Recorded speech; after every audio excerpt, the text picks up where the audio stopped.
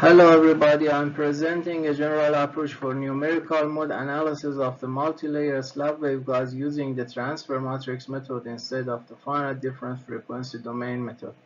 TMM consists of working through the device one layer at a time and calculating an overall transfer matrix. Using the scattering matrix technique, we developed the proposed method for multilayer structures. We find waveguide modes for both passive and active slabs upon determinant analysis of the scattering matrix of the slab.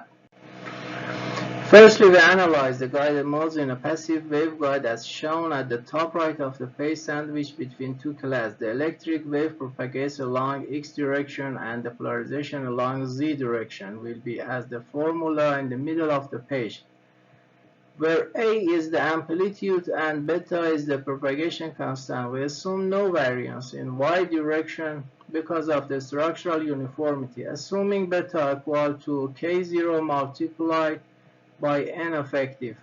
This main equation has solved using FDFD method.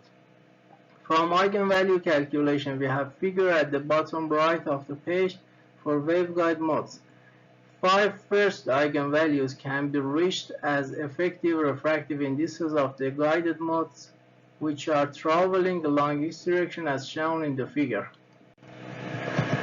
Using TMM, we need to guess the value of propagation constant, calculate the scattering matrix, and determine whether its determinant is 0. All propagation constants that cause the determinant of the global scattering matrix to be 0 are related to guided modes.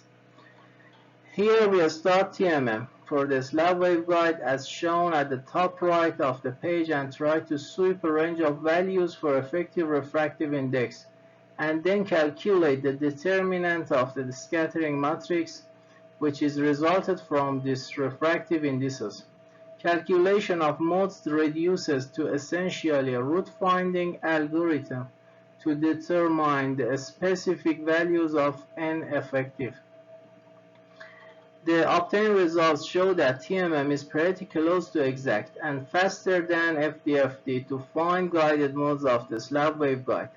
We suggest a mode calculation using TMM, since the finite difference method tries to solve a very large amount of space outside the slab, which consumes more memory and decreases the speed of calculation, especially for large and multi-layer structures. At this stage, we consider the structure with time-varying waveguide in which the time-modulated index of core is presumed to have a sinusoidal behavior as depicted in the slide. The modulation frequency is set to 10% of the incident frequency.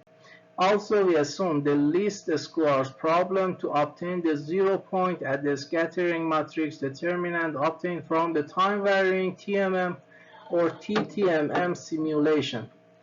The angular frequency is expanded as omega with integer number of u. In table 1, we have listed the unique modes. As seen, the unique modes become fewer with increasing the temporal harmonics indices, so that finally we can reach 2 indicated modes as shown in the table.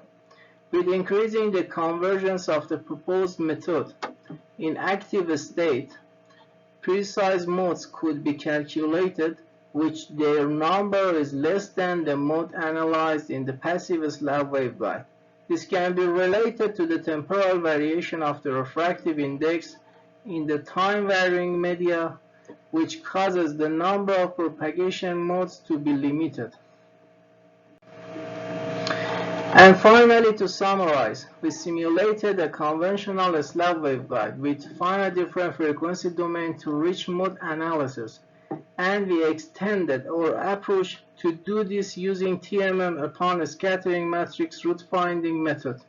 And finally, we transferred from passive area to the active one and extend our scattering matrix to time-varying one, and use again the method of root finding to reach new modes in temporal state. We think that our method is more efficient and faster than other numerical methods. Thanks.